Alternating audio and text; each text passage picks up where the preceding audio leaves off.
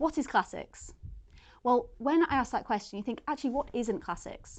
Classics is so many things. So it's the logical analysis of language through studying Latin and classical Greek. But it's also the artistic appreciation of archaeology and artifacts that we would study in classes. It's looking at philosophical questions and understanding those big questions that you might not think you'd ask in a Latin classroom or a Greek classroom. It's studying the intricacies of language and grammar, which is actually very mathematical.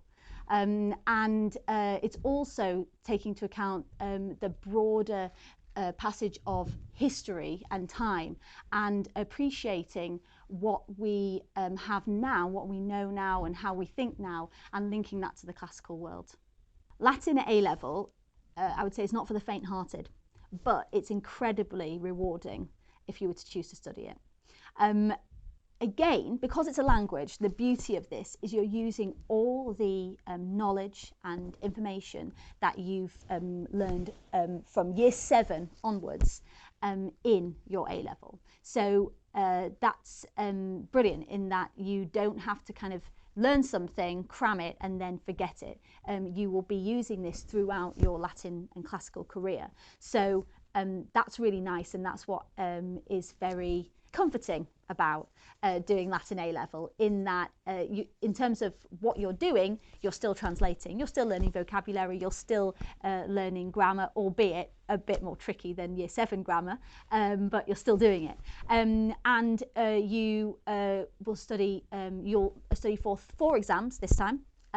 So once again, you'll have an unseen paper exam, so a language exam, where it's testing your ability to translate accurately and effectively under time conditions. There's also a second paper that's to do with language, which is called prose comprehension, and that's testing how good you are understanding a passage. So not necessarily just being able to know what the words mean and write it down word for word, but understanding what's going on in a passage. And the nice thing about that is the exam board tell you an author and say this year the selection from the exam will be taken from this author, let's say Tacitus, and you're able then to, in your classes with your teachers, really study loads of Tacitus, really get into his mindset, his style of writing, and be able to work to a very good accuracy level in understanding him. For the 3rd paper and 4th paper, again, just like GCSE, you have verse set text and prose set text. So this is very like the GCSE in that you study a section of that poem or that piece of writing in very great detail. You study it alongside your peers in class with your teacher, going through that with pinpoint accuracy, and again, just understanding all the deeper stories behind just the Latin itself. It's very often a selection taken from the Aeneid.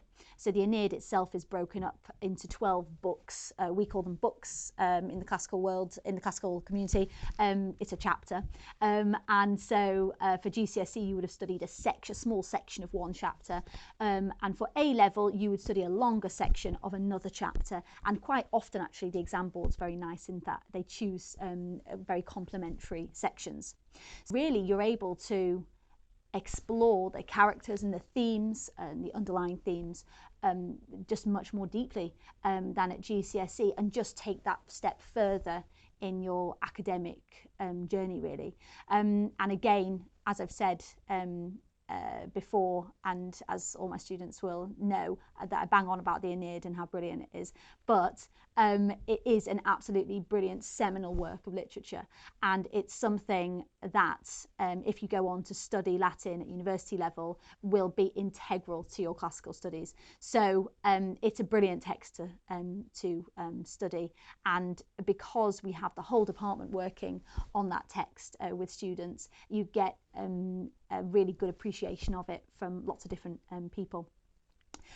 The prose set text is very often taken from a work of Cicero, one of the greatest orators to ever exist, especially in the ancient world. So it's a really interesting historical text again to look at. So you see with the verse you get that kind of more artistic sort of appreciation for mythology and the interweaving of mythology with real life and politics. But with the prose set text, you get an appreciation of how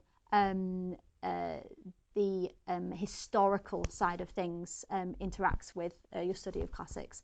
So it really, again, offers something for everybody in a kind of multifaceted subject, which is the beauty of it. For A-level classical Greek, it's much the same as A-level Latin in terms of the papers that you sit. There are 4 papers: language, prose comprehension, and then verse set text and prose set text.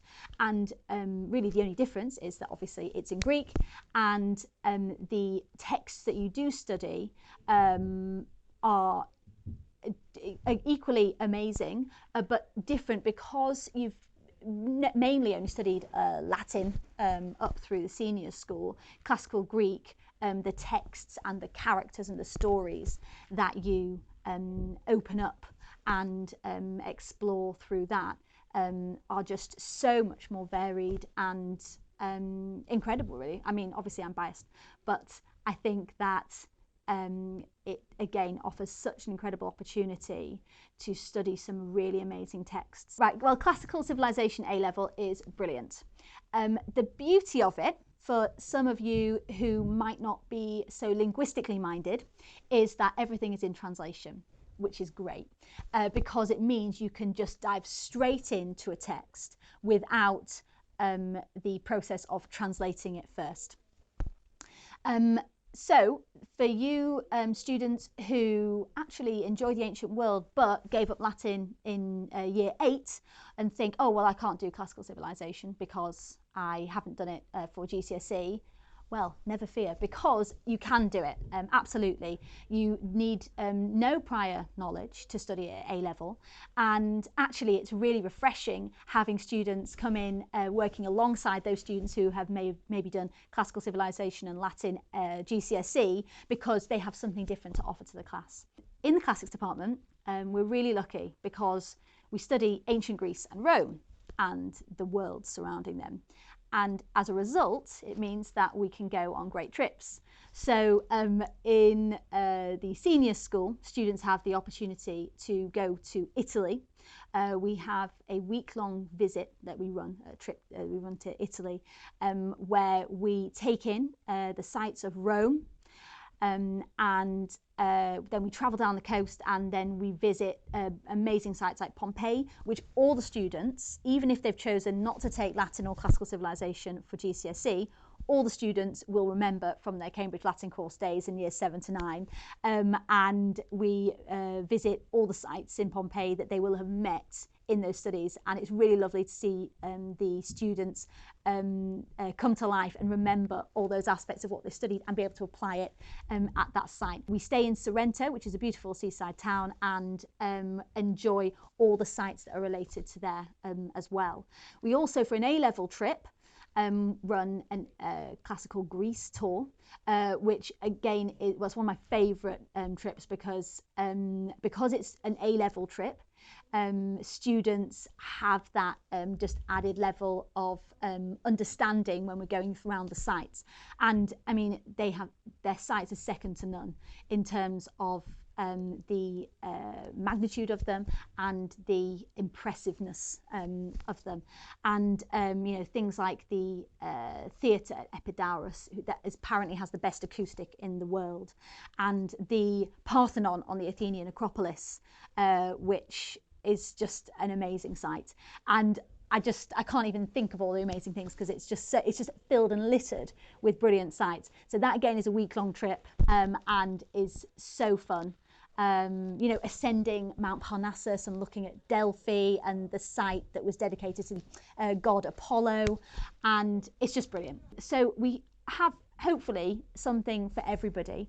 Alongside all that, we keep abreast of local lectures and exhibitions at museums. We're so lucky in the southeast to have the British Museum and other such places on our doorstep. So we try to open up as many opportunities for the students as possible through trips and visits, and just really try to bring the ancient world to life for them and dispel those that reputation that I think sometimes classics has of being a bit of an archaic subject, where actually it's very relevant to the world we live in.